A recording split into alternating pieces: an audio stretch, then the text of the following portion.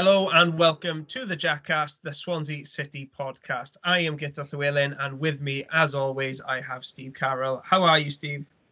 I'm not bad at all, thanks. How are you?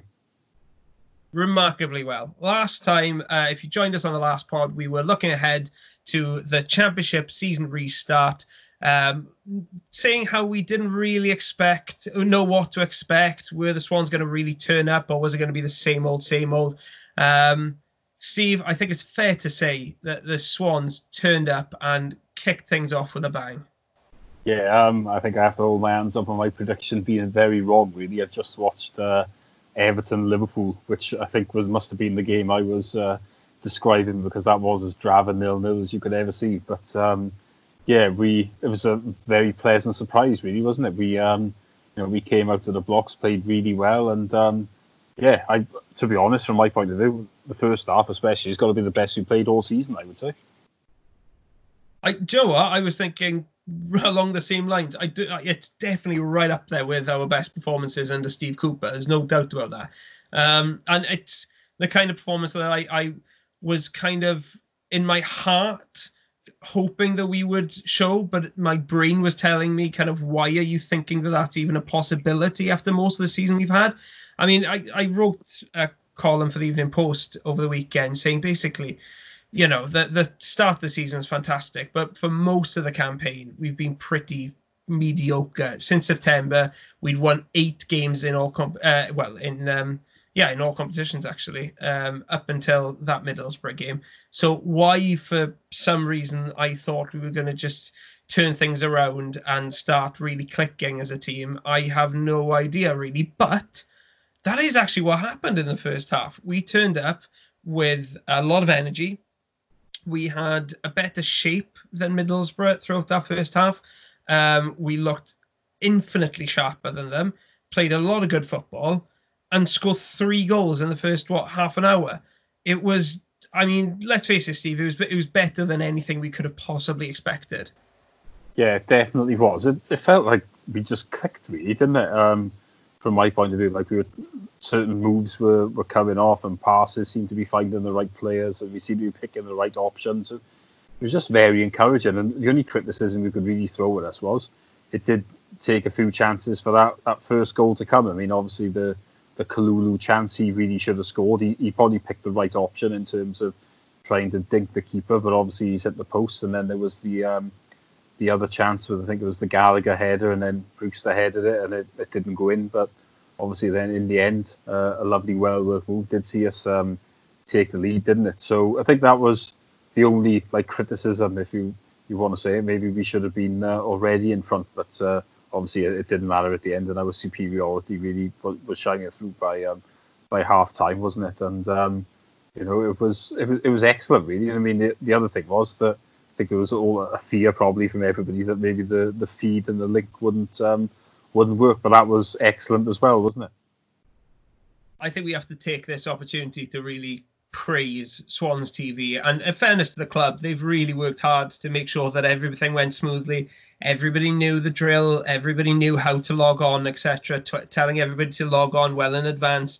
And I saw no complaints afterwards on social media, and a heck of a lot of praise. And I think it's fair to say a lot of that was down to the fantastic commentary team, which of course included the legendary Wyndham and Alan Curtis alongside him. It was like it kind of took me back to the Liberty, because it was like watching a football match with 2 old men chatting in the seats behind you throughout the match, because that's what it was. They were just having this kind of ridiculously funny chat amongst each other, and of course Wyndham Evans, he's like a fan anyway, so he reacts to everything in the same way as the most biased of football fans would react to it, which adds to the entertainment.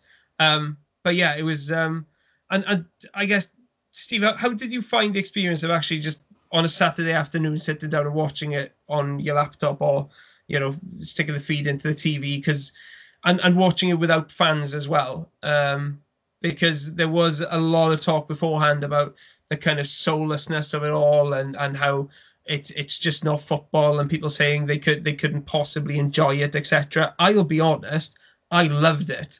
It always helps, of course, when your team is 3-0 up after half an hour. But genuinely, I found the experience really, really enjoyable. And the fact that there were no fans in the stadium, I don't think it affected my enjoyment. I'll be honest. I think I enjoyed it every bit as much as had there been a full crowd there. Yeah, I think the only thing I would say to that is obviously when you're 3-0 up and you're playing well, you will inevitably enjoy it a lot more. But I think the test will come when a defeat does come over the next 8 games, which it probably will. I mean, it's unlikely we'll go unbeaten through the stage, but yeah, I mean, it was.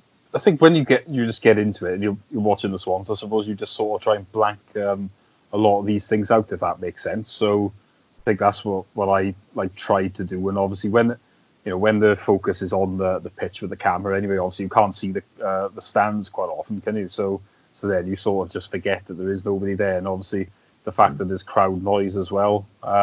So that definitely makes it sound a bit more normal, even if from a lot of the other games you've seen the reaction of the crowd is not quite right, is it? If there's a chance, the reaction of the crowd is slow, or if there's a goal, the cheer seems to come a couple of seconds too late. So that's obviously not brilliant, but at the same time, it's better than watching it in silence, I would say. So yeah, it is just a bit of a difficult one. I think it's I've got a bit more used to it over the weekend because there's been so many games on.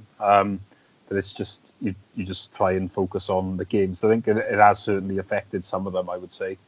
We have seen more lackluster ones, but at the same time, the players obviously were away for a couple of weeks, weren't they, in general? A couple of months, really. And then obviously they've done like a shorter pre-season to what they usually would. So some are still getting up to speed as well in that sense. But it certainly wasn't the case with us, really, was it? And, I think we probably had the most enjoyable game of any of the teams in our division, which makes us very lucky, I would say.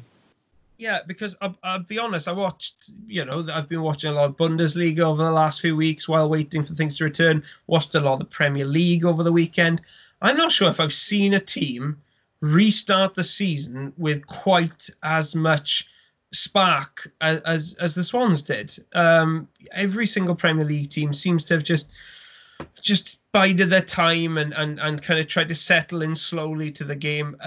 Unlike the Swans, really, who were going for it, looking very switched on right from the start. And really, our reaction to it all was totally different to Middlesbrough, who just looked so lethargic, lost from the start, really. They looked like a team who hadn't played for 3 months. They really did. I mean, George Friend in defence. I mean, you're talking about kind of nightmare defensive performances. He's not had a good season anyway. He used to be a good player. He is past it, but we absolutely ripped him to shreds and gave an absolute nightmare afternoon. And I'll be honest, a lot of the credit for that, well, all the credit for that really goes to Steve Cooper and his staff, because it's not easy in a very limited space of time as they had to just get a team who haven't played for months on end into that kind of state where they are looking that fit, that sharp, that eager. They fair play to Steve Cooper and his men. They really did nail it. And I don't know if Cooper's experience of tournament football at youth international level played a part in that, where perhaps, again, you've got a short build-up to get everybody ready and raring to go, but whatever they've been doing on the training ground, it's worked, and the Swans could not have started any better. And it was such an important game, and they seemed to understand that as well, and they knew that they needed to bring their A game, and they produced one of the best performances of the season. Yeah, absolutely. I mean, I think the other thing to look at as well is obviously the travel plans for the whole thing. I mean, obviously, I think they flew up, and then they had 2 coaches from the airport to the hotel, everyone in separate rooms.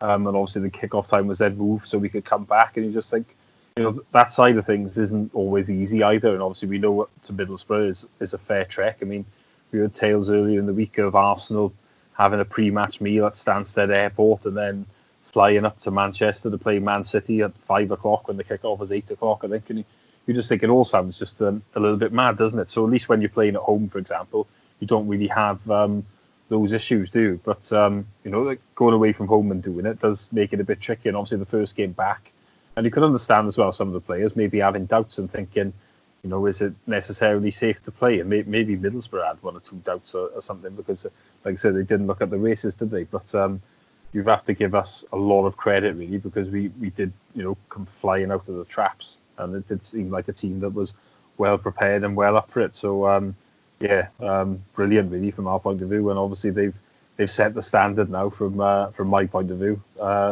We want to be seeing this more often than not now for the next 8 games. Which player stood out for you, Steve? I don't think anybody had a bad game. I think everybody really turned up and was switched on, as we've been saying. But who were the players that really stood out for you? Yeah, as you say, I mean, I think everybody did play well, didn't they? Which says a lot. I think Gallagher deserves a lot of credit. He was pulling a lot of the strings. It was probably one of his best games for us. Andrew as well. Obviously, when he plays well, then he's going to cause a lot of trouble for the opposition, because he's too good for this division, isn't he? And also, of course, Brewster. I mean, he's just this natural finisher that we wish we would have had, really, from the start of the season. I know Baston scored a few in the first month or so, but I think if we'd had Brewster for most of this season, we'd have more points. There's no question about it. He's a real nuisance, and I think he's a player that's going to be a regular for a Premier League side in the not too distant future. Maybe not at Liverpool, but somewhere. I think he's going to be a regular player in the Prem, and probably a regular goal scorer as well. I can't agree more. I think he's shown since coming here that he does have something special about him. He's just an all-round fantastic striker. He's got a bit of everything. He's got great physical attributes because he's quite quick. He's deceptively strong and knows how to use his strength, which is really impressive for a kid his age. He's got good control, reads the game well, works well, with his teammates, and obviously he knows where the back of the net is. I was working on it earlier. He's got a goal for every 5 shots since joining us. So every 5 chances he gets, the ball ends up in the back of the net. Now compare that to somebody like Patrick Bamford, who we saw struggling for Leeds against Cardiff, and who's very, very prone to wasteful matches. He takes 9 on average to score a goal, and that's in a team that is producing a lot of high quality chances for him. A lot of his goals are tap-ins. They are goals from close range, etc.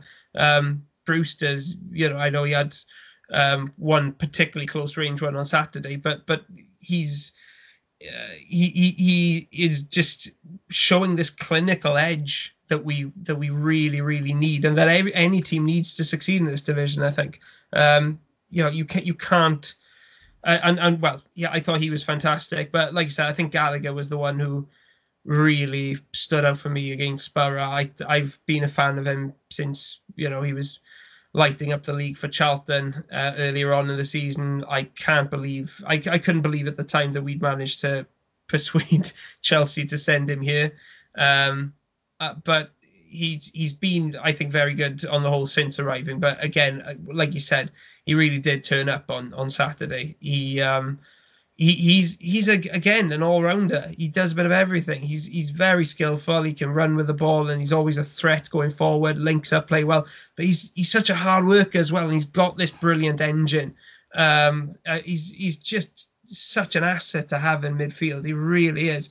And looking ahead, to the rest of the season, it's great to see attacking players like Brewster, like Gallagher, like Ayew, playing as well as they did on Saturday, and hopefully they can keep up that confidence, keep up that form. Yeah, definitely. I mean, if you look at it as well, obviously we've got other attacking players that can be assets. I mean, you look at Selena, obviously didn't start, and Byers came on and he nearly scored late on. I mean, we need to see more of his long range shooting, I would say, because it's been a threat ever since he's been a regular in the side, but we haven't seen enough of it this season. So we seem to have options is the main thing I was taking from it, because other than Joe Rodon, of course, everybody was fit, and that's the big thing. And obviously the fact we were winning comfortably as well gave us that opportunity to bring our better players off, and give them a bit of a rest, because obviously everyone hasn't played for so long. So yeah, I think we should be cautiously optimistic about how things go. Well, it's unlikely we'll play as well as that every game, but at the same time, I think if whoever we were playing yesterday, we would have had a very good chance of winning because we really did. We were at the races. Yeah, I think it needs that perspective that we were playing against a Middlesbrough team who were very poor. They did not turn up at all, and I really don't understand how Jonathan Woodgate is still there when he's had the season he's had. It just doesn't make sense to me. But it's because Steve Gibson is the chairman. I think he's obviously very patient, isn't he? I think if it was another club, he'd be gone. But he's not been necessarily, you know, as patient over recent years as he's traditionally been. I mean, Gary Monk didn't you know, last long there, did he? True, but I think that was for off-field stuff. That's the impression that's been given, isn't it? Yeah, possibly. But I think, you know, we've spoken about all the positives. I do think there's one thing that we really need to discuss before we go, and that is Aldo Kalulu, who did have a very good first half, I thought, really contributed to the good attacking play. Should have scored probably, but had a very good game. But the end of that first half, Steve, I'm not sure if I have seen a Swan get away with such a blatant red card before. No, I'm not sure I have either. I think this is one as well where the fact there wasn't a crowd probably meant we got away with it. I think if there was one and the crowd had really been up and would have basically shown their disgust for what was a shocking incident, really, then he probably would have been off. He's a lucky boy because that was nasty. It could have been a lot worse, I think. But that should have been a red card. There's no denying that one, I'm afraid.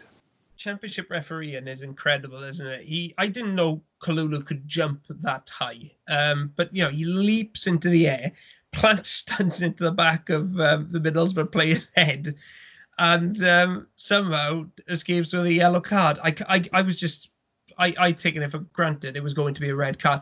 Even Wyndham Evans believed it should have been a red card. Now, if Wyndham believed it should have been a red card with the most rose-tinted of glasses, then that tells you everything you need to know. Kalulu got away with it big time. But it just shows a blueprint for future shocking challenges. The next time any player goes in and commits a certain red card offence, just stay down the floor for about 5 minutes and the referee will eventually forget about it.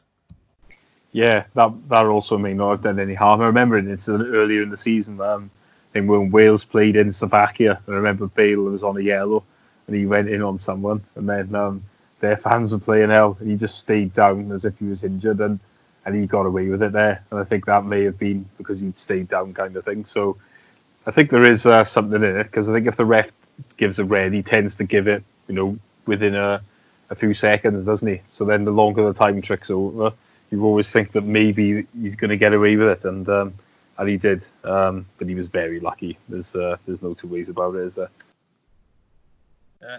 I think it's no surprise at all that he was taken off very, very soon after the restart in the second half, because when you were, that must have been the sort of darkest shade of yellow that the referee could find in his pocket, because anything else he did in that game would have surely resulted in a red card. But it is genuinely good to see Kalulu settling in the side, playing a really integral role in our attacks, getting assists like he did on the weekend. I do think there's a player there in Kalulu. He's been unlucky with injuries for much of the season, but I think there is a decent player there somewhere, and hopefully over the coming weeks we are gonna see a bit more of him and see him express himself a bit more, because he does have some very useful attributes for us. Steve, those 3 points are absolutely massive, because they lifted us up to the verge of the playoff spots before kickoff, before the 3 o'clock games kicked off. And I think it's fair to say the 3 o'clock games tended to go in our favour on the whole. There were late goals for Luton against Preston, for Sheffield Wednesday against Nottingham Forest, so they dropped points. Bristol City lost 3-1 to playoff rivals Blackburn. Millwall lost to Derby, and but by the end of the day, we were just a point off the playoff spots, where we still are today. I mean, that's a very good platform for us, isn't it, to attack the next few weeks. Yeah, definitely. I think, as you say, really, we were quite lucky with those 3 o'clocks. I mean, especially Preston winning would have been the bad one, because obviously they're the ones that we're trying to catch, and then, they've let a late goal in there against a side that they would have expected to beat. So, they'll look at that as two dropped. Forest, can we catch them? Maybe, I would say. If they'd won yesterday, probably not. So yeah, them dropping those couple of points was quite nice as well. I think it was probably better for us that Blackburn beat Bristol City, wasn't it? Because I know Blackburn are above us, but Bristol City would have been above us on points rather than goal difference. So you have to say that's a good thing. And then you're looking at Millwall, obviously lost. So again, that's good for us. I know Derby won, they're slightly behind, but there's just a lot of teams in the pack now, really, isn't there? And but it does seem as if we're playing for fifth at best, definitely sixth for most of us. So, there's not much margin for error potentially. A lot of us are going to have to go on those good runs to possibly get in there, because, you're looking at Fulham and Brentford who play each other. I know Brentford won, but they do have that little cushion, don't they, over the rest of us. I think for them to drop out, they'd have to collapse and probably only win about 3 games for the rest of the season. So, there's not much margin, for error maybe for some of those us pushing, because there's a lot of us in there. And what's going to be interesting is a lot of those sides are going to have to play each other, and obviously we're going to have to play. Millwall is one. We've got to go there. We've got to play Nottingham Forest. Bristol City as well. Yeah, Bristol City we've got to play. So they could be interesting games, and obviously there could be some must-wins in there as well, just maybe, couldn't there? We love a good must-win on this podcast. Yeah, I mean, that playoff picture, anybody in the top half can still go up, basically. Anybody down to Derby in 12. I think QPR's result against Barnsley the weekend, which was a bit of a shock, probably puts them out of it now. I don't think they've got much to play for the rest of the season. But I'd say anybody from Derby who are just 2 points behind us, up all the way, to the playoff spots. Anything can happen there, and it's just a case of who really attacks these matches in the best possible way. I mean, Cardiff's result on Sunday was not good for us. Definitely, that's one where we definitely could have used Leeds winning. They're the kind of team that I fear, if I'm honest. The kind of team that, in my opinion, has underachieved this season. I think they've got a squad which is better than what it's shown. And as they showed against Leeds, they can get goals out of nowhere. They can steal points even when they seem to be under real pressure, which makes them difficult opponents, really. So the likes of Cardiff, the likes of Derby, who are similar in the sense that they've been underachieving for much of the season, but now can really hit top form and do have some very good players to rely on. Those are going to be tough opposition for us. But that win against Middlesbrough puts us right in the mix. And the Championship, Steve's mental. I'll just say it now, because I've in my opinion, there are only 4 teams in the entire division with nothing to play for the remaining games. Because as we mentioned, the entire top half still has a decent shout of going up either automatically or through the playoffs. The top 2 are probably battling it out for the title rather than automatic promotion, which seems to be done and dusted. But then the bottom half of the table, anybody from Luton, who are bottom, up to Wigan in 17th, could still go down. And it could even, you could cast that net even wider, especially when you take into account that there could be points deductions for Sheffield Wednesday and Birmingham City. So you could say that there are only 4 teams who have nothing really to play for the rest of the season. You could even narrow it down to 2 teams if we bring into consideration the possible points deductions for Sheffield Wednesday and Birmingham City. The Championship is always a crazy league, Steve, but this is beyond, isn't it? Yeah, it is mad. I mean, there's 8 games left for everybody, and like you say, the fact that 5/6 of the entire league have still got something realistic to play for is mad. But it does sum it up. There's not much between a lot of the sides, and that's quite often you'll get, like, if someone has a good January transfer window like what we did, then that can change how a season's going to go, because you don't need to do that much to possibly change things, because the gaps are so narrow really in this division, and it's not the best league this year as well, I would say. So yeah, it is mad, and I think that's the important thing really in terms of making sure the season was played to a conclusion, because it is so tight that it wouldn't have been great if it went to points per game, and obviously you'd have all the issues that we discussed really on last week's podcast. So there's everything to play for everybody really. Although obviously there's those, and even those couple of clubs you said, like Birmingham and Sheffield Wednesday, there's no guarantee they're not going to have a deduction. So yeah, it's very interesting, and as the season goes on, you usually want those sides, don't you, who don't have much to play for, and that can sometimes help out. But obviously we do actually have Birmingham, Sheffield Wednesday, and obviously Reading or another one, and we've got on the final day, so that could be good news for us, I would say, having sides that don't have a lot to play for, and their sides that quite often it's easier to beat, I would say. Yeah, Graham Souness said something similar actually on Sky Sports coverage.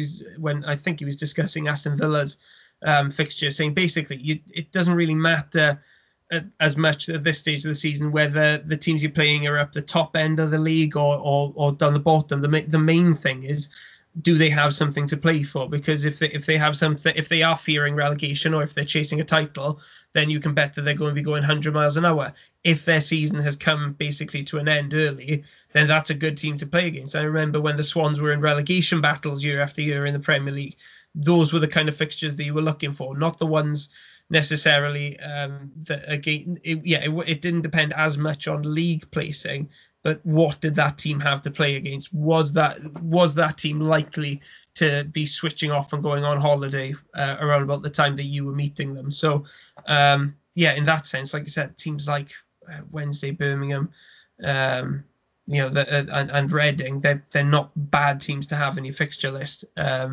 Even if there are certainly less talented teams in this league.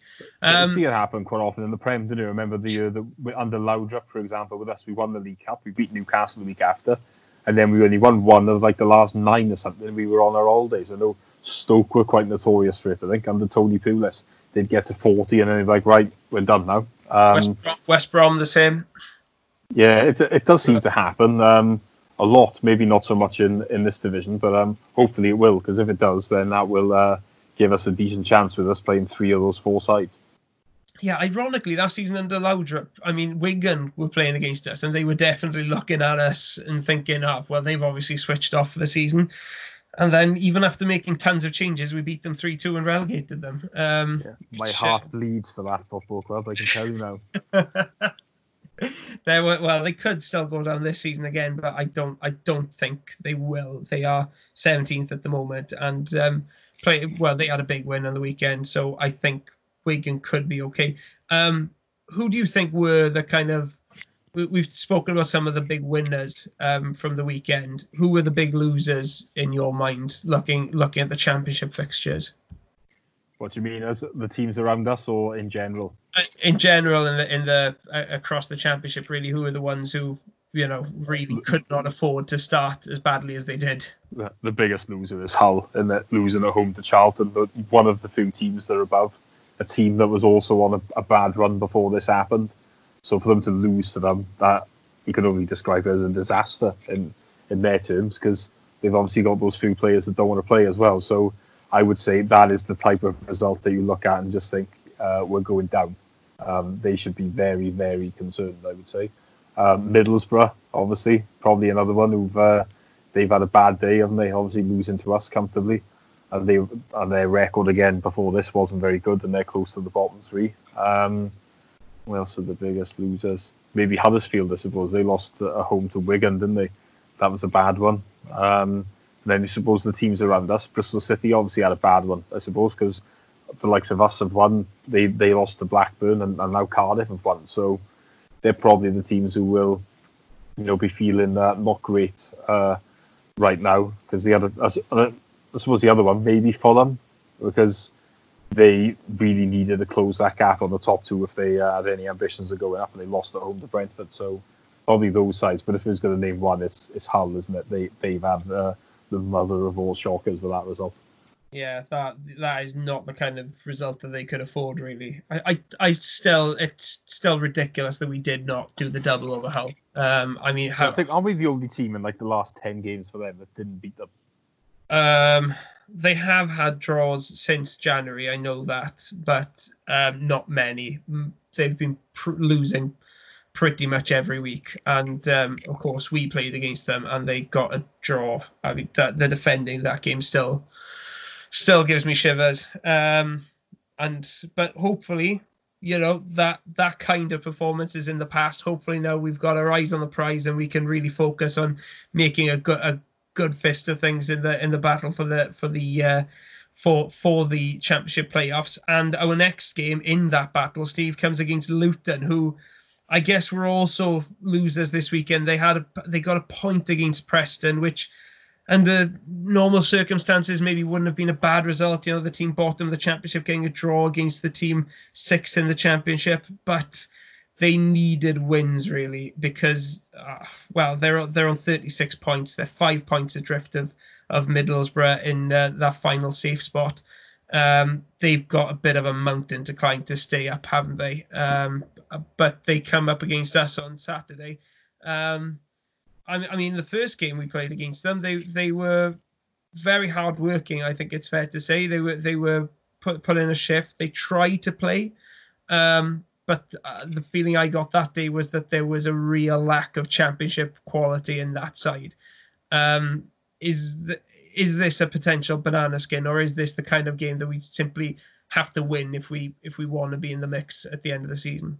But if we don't win, there's 2 points dropped. That's definitely something I'll say straight away.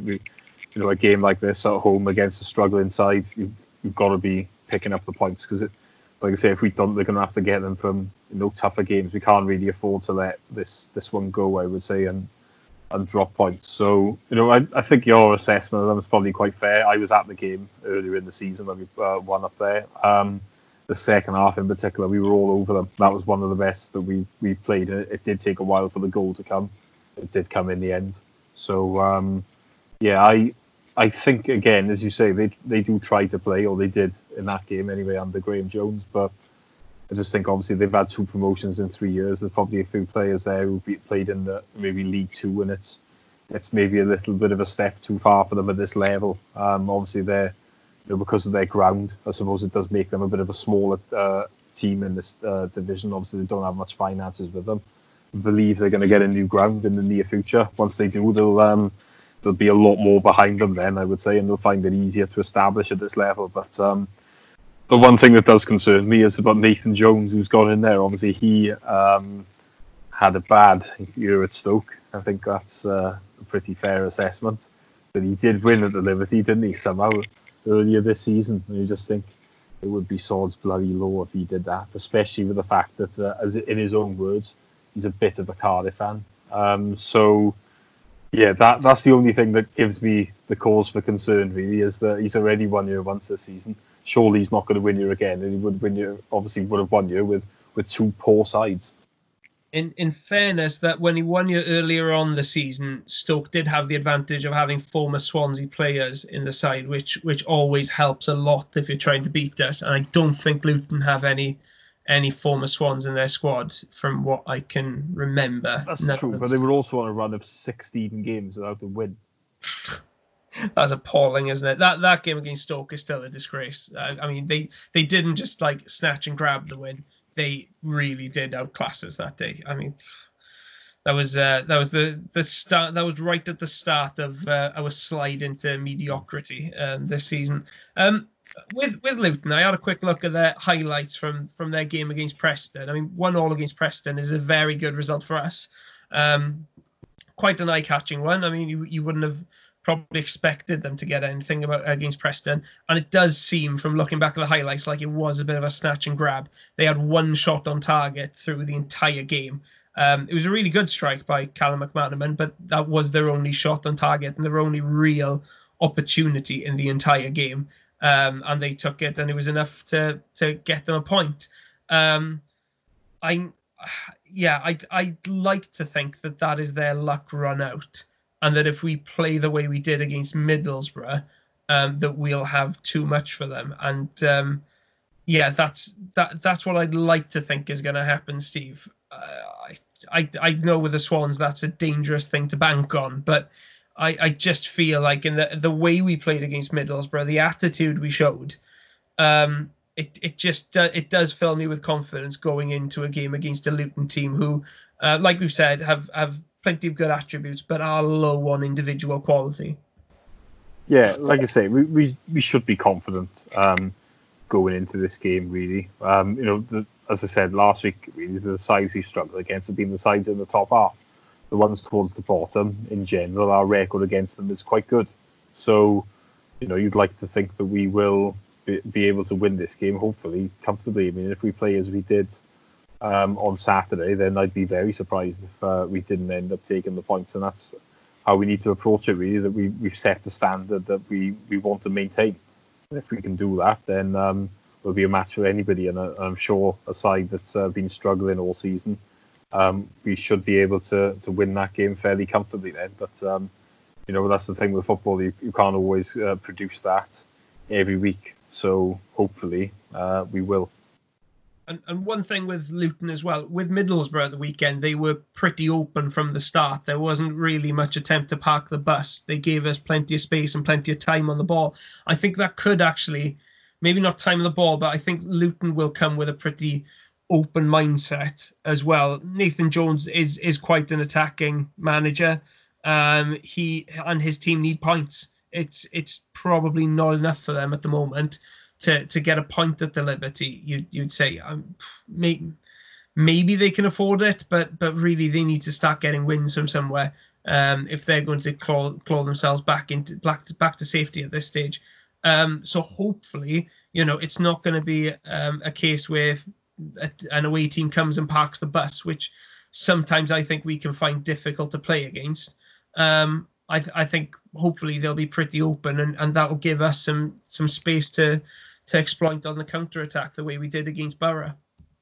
Yeah, you would think so. I mean, there's a chance that Luton might come here and be cautious to start with, but like you say, at the same time, draws probably not enough for them, really. I mean, it wouldn't be a bad point necessarily, but they're going to need wins, aren't they, if they're going to pull themselves out. So even if they do go cautious in the first hour or so, you would think that at some point they would open themselves up and take a few risks. So, and that, again, is likely to help us because, as you say, I mean, we tend to struggle against those sides who try to frustrate us. Barnsley, probably a good example earlier in the season around Christmas time where that was a terrible 0-0. We couldn't get through. So, yeah, I think that could be good for us, really. We don't really like those sides that sit deep, but, a side who need points may well not do that. And as you say, I mean, Nathan Jones, I think when Luton have come up on their two promotions, have been quite free scoring. So that does suggest, obviously, that he's an attacking manager. So we may well see them come down here and have a go at us.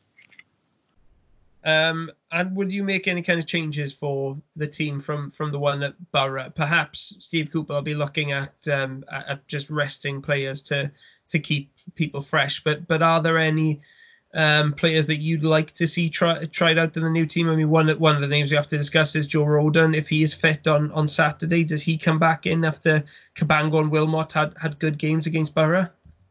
I'd leave things as they are, to be honest with you, because you've got to look at it from the point of view as well. We have got the week break, but then the games do really come thick and fast with every 3 to 4 days.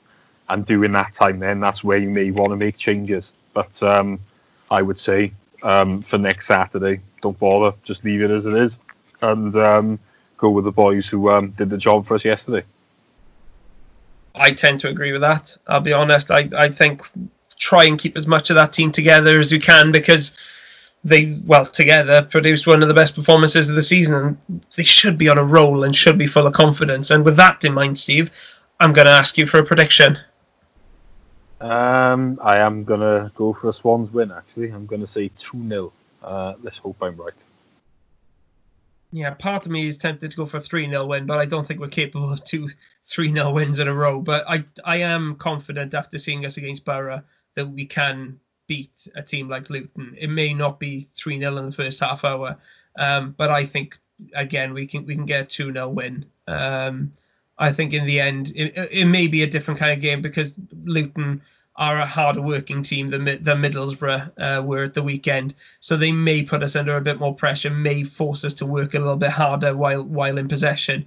And we may have to be a bit more patient than we were against Borough. But in the end, I think we should really have the quality to break them down and get another 3 points. And if, we discussed it last week, Steve, we needed to make the most of these first two games against Middlesbrough and Luton, because if we lost against either of those sides, then we were giving ourselves a mountain to climb for the remaining games.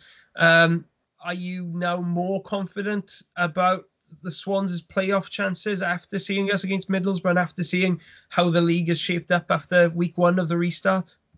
I would say I am more confident, but at the same time, I'm not getting carried away. It is one game.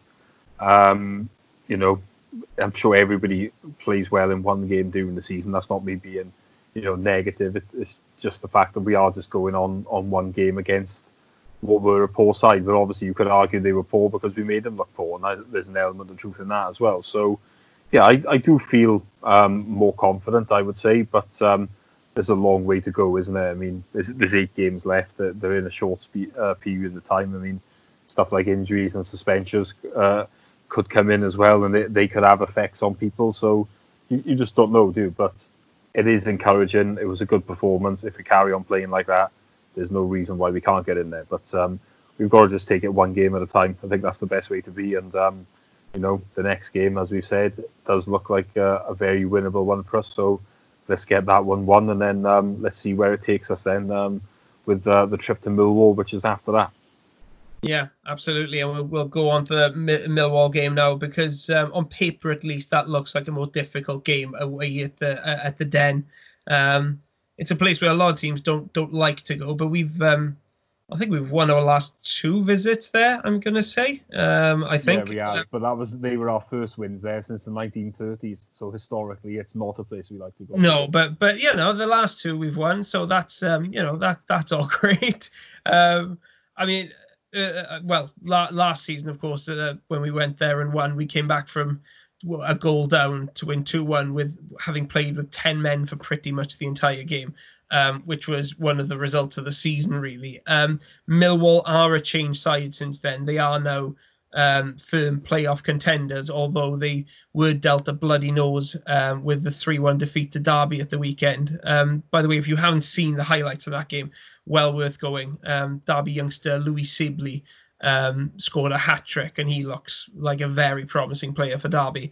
But Steve, Millwall were in very good form under Gary Rowett before this break. But in my eyes, I'll be honest, a team like them who were overachieving before the break are, in my eyes, one of the teams most likely to kind of see a dip in form now that we're back in these strange circumstances without a fervent home crowd, etc., with having lost the momentum they generated beforehand. That I felt that before the season returned, and results in the first weekend may actually back that opinion. I think actually Millwall are probably under pressure going into their next game before they play us, because if they lose again, then suddenly their playoff hopes are looking slim, to say the least.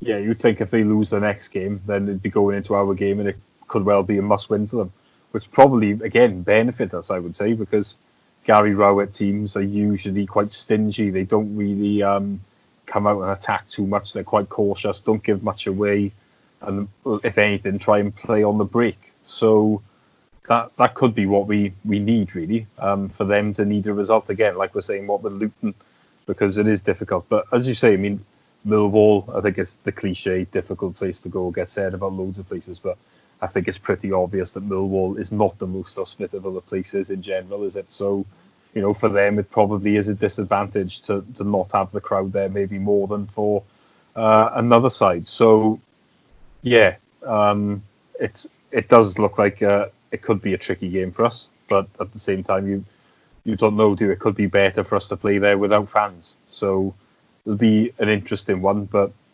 if they do recover next week now and win, it will be a big game for both then, and we'll be going into that thinking, well, we could do with something against them. If we could pick up a point, that would be a decent result, I would say, and then we'll move on from that then and see what we can do against the other sides. But if they do win next week, like I say, it becomes a little bit of a 6-pointer then, doesn't it? Really, especially if we won as well.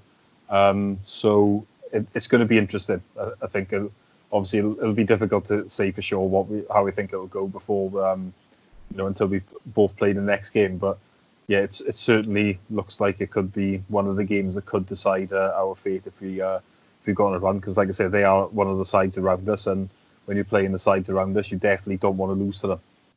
Yeah, whatever happens with our game against Luton, that game against Millwall is going to be a big one for our playoff hopes, because Millwall, at the time of recording, are 2 points behind us in the league. Still very much in with a shout to the playoffs, even after their disappointing result of the weekend. And their next game is away to Barnsley, who, of course, had a morale-boosting win away at QPR on the opening day of the restart to keep their safety hopes alive. So they're going to be buoyed, and they're going to be very excited for that match. I mean, Millwall came to the Liberty earlier on this season, Steve, and tactically really outdid us, I felt. They played 5 at the back.